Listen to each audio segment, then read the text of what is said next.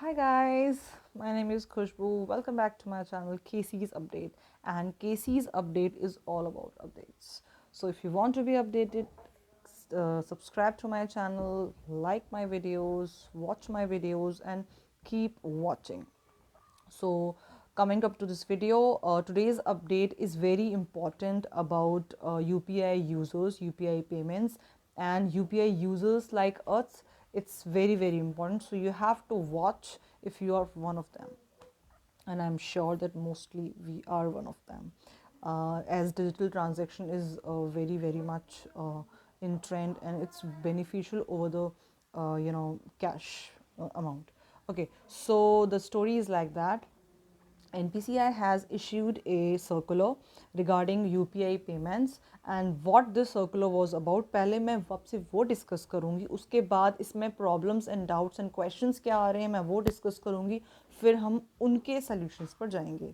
तो सर्कुलर में इंफॉर्मेशन जो दी गई थी वो कुछ ऐसे थी दैट NPCI ने एक इंटरचेंज फ़ी नया टर्म इंक्लूड किया था अपने उस सर्कुलर में. ये इंटरचेंज फ़ी होता क्या है?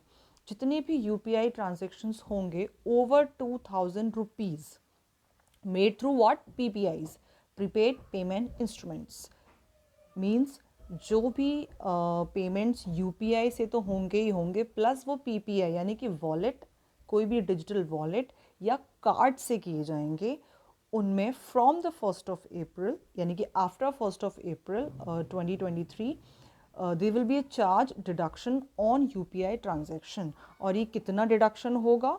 1.1%. इसके सेक्टर्स भी डिवाइडेड है, लाइक एग्रीकल्चर के अकॉर्डिंग कितना और इस तरीके से. बट ओवरऑल इम्पॉर्टेंट क्या है कि कितना होगा? 1.1%. ठीक है, ये तो हमने बात की कि उस सर्कुलर में क्या इन्फॉर्मेशन दी गई थी. याद रखना है कि 2000 से ऊपर जो अमाउंट जाएगा उसके लिए ही है ये, ना कि 500 और 1000 और जो भी आपका 2000 से नीचे है उसके लिए. So now question arises, what does this mean for general user? हमारे लिए क्या इसका सिग्निफिकेंस है? Are UPI transactions no longer free? जो पेमेंट हम करने जा रहे हैं, यानी कि इफ़ मैं आज शॉप पे जा रही हूँ और मुझे कुछ प्रोडक्ट ख़रीदना है और मैंने बोला भाई मुझे तो गूगल पे करना है, तो क्या मुझे वो एक्स्ट्रा 1.1% देना पड़ेगा? ये क्वेश्चन है. ये क्या है? Question. So we answer all these questions in this video. I and you are here for specially this reason. Okay, so coming to the point again, NPCI ने इसको, क्योंकि र्यूमर्स आ रही थी, इन्फॉर्मेशन जो है वो को ट्विस्ट करके दिखाया जा रहा था या जो भी रीज़न रहा हो, बट फाइनली NPCI ने इसको क्लियर किया और फिर राइट इन्फॉर्मेशन, या फिर ये भी कह सकते हैं कि उन्होंने पहले ही क्लियर किया था, लेकिन अंडरस्टैंडिंग लेवल पे हम लोगों से शायद मिस्टेक हो रही थी समझने में और हम वर्ड्स को सही तरीके से नहीं कैच कर पा रहे थे. तो क्लैरिफिकेशन पॉइंट्स के अकॉर्डिंग क्या है वो मैं आपको अब बताने जा रही हूँ, जो कि बहुत इंपॉर्टेंट है. सी, जो NPCI ने इंटरचेंज फ़ी की बात की है और जो उन्होंने कहा है कि रिडक्शन ऑन UPI ट्रांजेक्शन्स होगा, इसके पहले आप मर्चेंट UPI ट्रांजेक्शन यहाँ पर लगा लीजिए.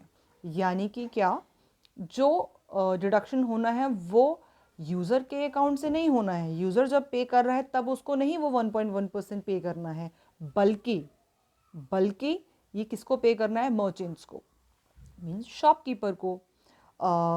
इसका एक छोटा सा एग्जांपल आप ऐसे समझ सकते हैं कि इफ़ आप एक मेडिकल शॉप पर जाते हैं और वहाँ पे इफ़ आपके पास ये इन्फॉर्मेशन नहीं है, राइट इन्फॉर्मेशन नहीं है, और आपने UPI से पे किया, तो आपको मेडिकल जो केमिस्ट होगा वो बोल सकता है ना कि भाई आपने तो एक्स्ट्रा पे नहीं किया है, जबकि NPCI ने तो ये गाइडलाइंस जो है वो जारी की हैं, उसके अकॉर्डिंग दिस तो आपको इन्फॉर्मेशन नहीं होगी तो यू माइट पे एक्स्ट्रा.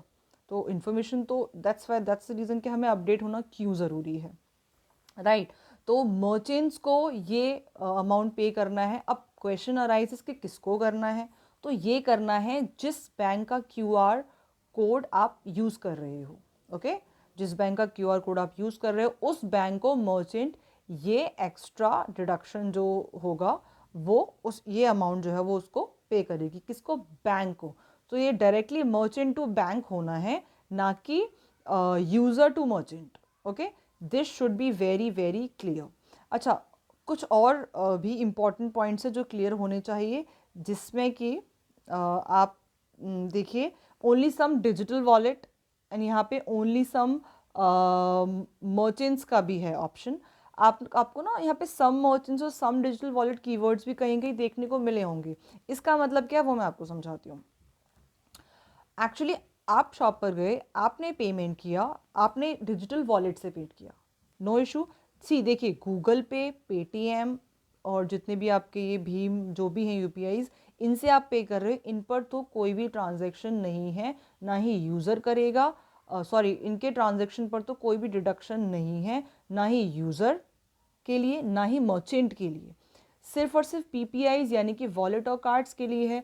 सपोज अब आप शॉप पर गए और आपने यूपीआई ओपन किया और आपने पेटीएम के वॉलेट से पे किया, करेक्ट. लेकिन शॉपकीपर के पास पेटीएम नहीं है, उसके पास पेटीएम का ऑप्शन अवेलेबल नहीं है. उस केस में भी, उस केस में ही इनफैक्ट सिर्फ और सिर्फ डिडक्शन होना है. ये यहाँ पे सम वॉलेट और सम मर्चेंट्स का मतलब है. इट मीन्स ये सबके लिए नहीं है, ये सिर्फ उनके लिए है जब आपके पास सेम यूपीआई अवेलेबल नहीं है, पेटीएम और पेटीएम जिसके भी वॉलेट्स होते हैं, या फिर सेम बैंक नहीं है बेसिकली, ये आप कह सकते हो. उसके अलावा I think we have cleared all the questions. 2000 के ऊपर होना चाहिए और आपको पे नहीं करना है, सबसे इम्पोर्टेंट यही था. और I think I have cleared it. So for getting more updates, please subscribe to my channel and press the bell icon below the video. Keep updated, keep watching, and stay safe and keep healthy. Let's meet in the next video. Thank you.